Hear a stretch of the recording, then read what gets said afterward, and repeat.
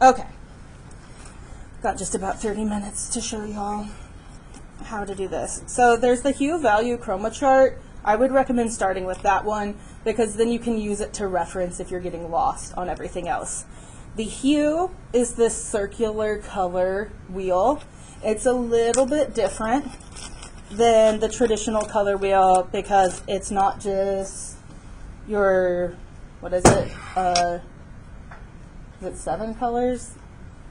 Roy G. Biv. Yeah, 7 colors that like you're taught, these are the colors of the rainbow. First off, gotta argue a little bit with Isaac Newton here. There is not a distinct difference between indigo and violet, even on the light spectrum. It's just where 2 other like wavelengths cross over. Isaac Newton wanted there to be 7 colors because he believed that 7 was a magical number. We're not all perfect. Some of us believe in magic and science, and some of us don't. It was a more confusing time to be alive when you were Isaac Newton, and also less confusing in some ways. You're going to want to flip all of your little colors, and if you start seeing these grays, you're going to be like, I'm going to put the grays down here.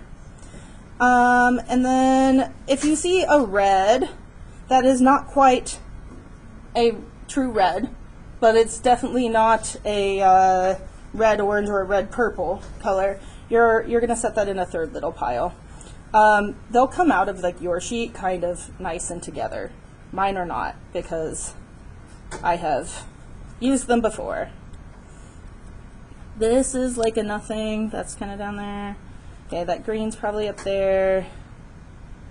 I'm not sure about that. That's probably maybe my red purple. This, if it starts looking kind of brown, throw it down there. Oh, that's... And we're going to arrange these along the color wheel. They do have little markings, so 5R is right here. And I am going to find like my most true red, and that's going to go at my 5R. And then I'm going to find my yellow, and that's going to go there. And then this must be my yellow-red, otherwise known as orange. That's going to go there. And then I have my green, my blue.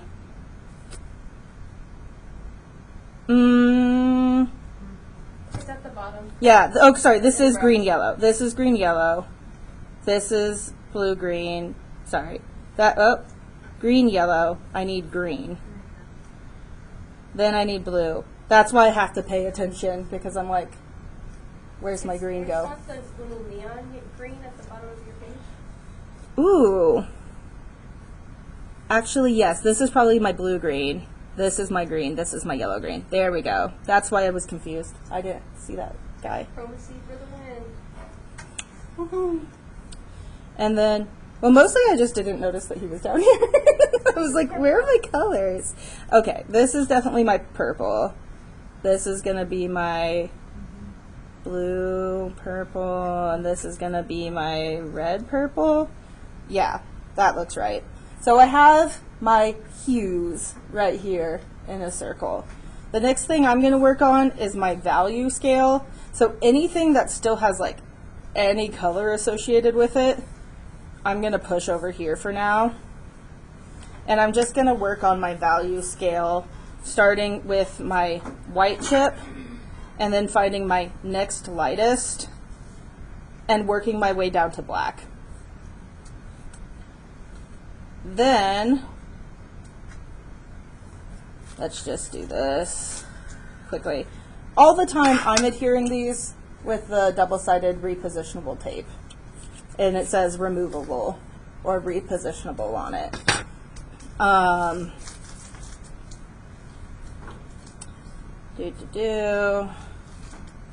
Okay. Now I have my value. So value in the Munsell system associated with the lightest to the darkest. That's the axis that we move kind of around. Then we have chroma. So chroma, this N4, is like our theoretical neutral, absolutely no hue to it, only value color. All along here are theoretical, neutral, no value, or no hue, only value. So we can do a chroma on any of these, but the one that it chose for us is N4, I assume because it fits the layout nicely. The strongest chroma is going to go out here, where we have a 12.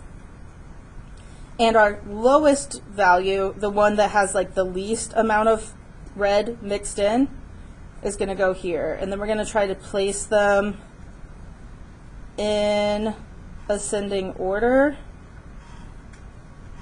working towards steadily having more and more red in the mix. So that's our hue, value, and chroma charts. I would adhere all of them. I'm not adhering all of them because I'm going to stick them in here.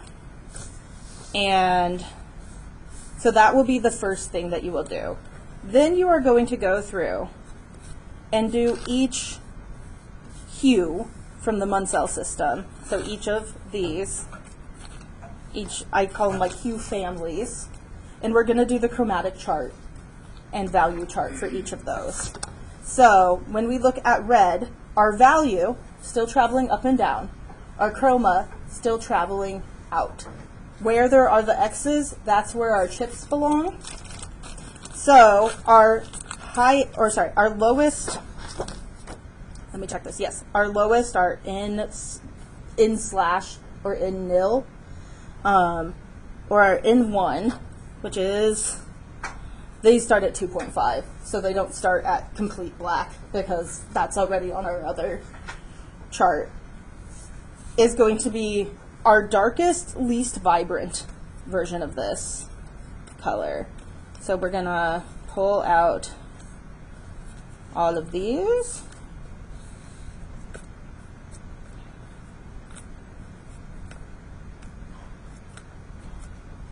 Flip them, and I would start by just arranging them. They're not arranged like appropriately when you punch them out, because part of this is an exercise to start trying to teach your eye to recognize these colors. You may initially have a really hard time doing this, especially if you're not used to looking at lots of color and trying to tell the subtle differences between them. You can get better at it. There are, you mentioned like the extra, tetrachromacy. There are people who can perceive more colors than other people. It's a range, it's a spectrum of being able to see this. But we should, most people, unless we're going to discover that you actually have a disability in seeing color, should be able to see these colors. I also test very high on the tetrachromacy thing, but I'm like, is it natural or have I taught myself? I do not know. I started too young. So I'm going to look for my darkest, least chromatic color. These look like the same, but they're slightly different. It just doesn't appear that way on camera. You can maybe barely see it. In person, they look significantly different. If you're one of my few folks who were like, there's just no way I can afford this, I'm going to take a picture of these. You can try to print them out. They're not going to be as accurate, but I want you to give it a go. If you're looking at them and you're like, I really can't tell, take your best guess, you know? And if I find, sometimes I'm checking paint colors against these. If I ever find a paint color that's like, it's that exact match, I'm going to like rob the hardware store and steal all their paint samples of that color and then cut them out. So that, because I hate textbook companies. I shouldn't say that out loud on something that's going on YouTube, but I do. On YouTube? They're highway robbery. Yeah, okay. So then we are going to work our way from our least, let me think of this. So our darkest to lightest, and then we are going to work towards our highest chroma, which should be like your very brightest sample, which should match your sample that's here. Will be the one that's like furthest out here. This one, it looks like we get 2 of them. So they'll be the closest to matching our true hue. So we're just gonna work on arranging those, and that's what you're gonna work on. Don't permanently put them in until you have them checked by me. I am going to bring in the version of this that I have that is much older, and we'll check against it.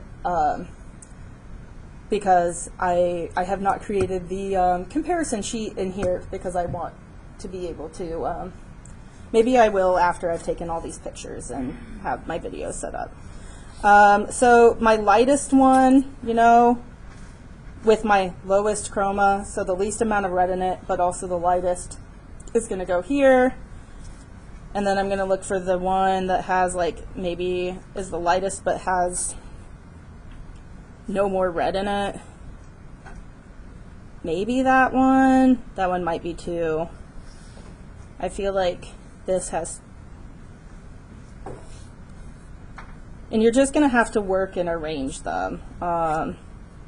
Just kind of be like, I think that these are maybe, and they'll probably stand out to you more once you're looking at them and you're like, I think that that one has a little bit more color to it. Ooh, this one is actually maybe that. And you said only the boxes with the X's should have one? Yep, so any that are blank means that we do not have, you'll notice that the scientific reason is that different colors have different wavelengths that are longer or shorter, which means that we can either see a larger or shorter spectrum of that color. And I think the human eye can see, because we have green, blue, and red cones, we can see green, blues, and reds pretty well. We don't actually have yellow cones. Yellows are mostly that we're seeing getting some receptors for the greens and some for the reds, or we're not getting receptors for our reds, greens, and blues, and that's what our visual cortex is interpreting as yellow. Very complicated. Once we have all of these together, it'll make a little bit more sense. I meant to bring my finished ones to show them to you, but I want you to begin experimenting with this. Like I said, I recommend using the repositionable stuff just so like if there's a mistake, you can easily fix it. Is this something we're working on in class, or are you wanting us to get done? So you'll want to work on this.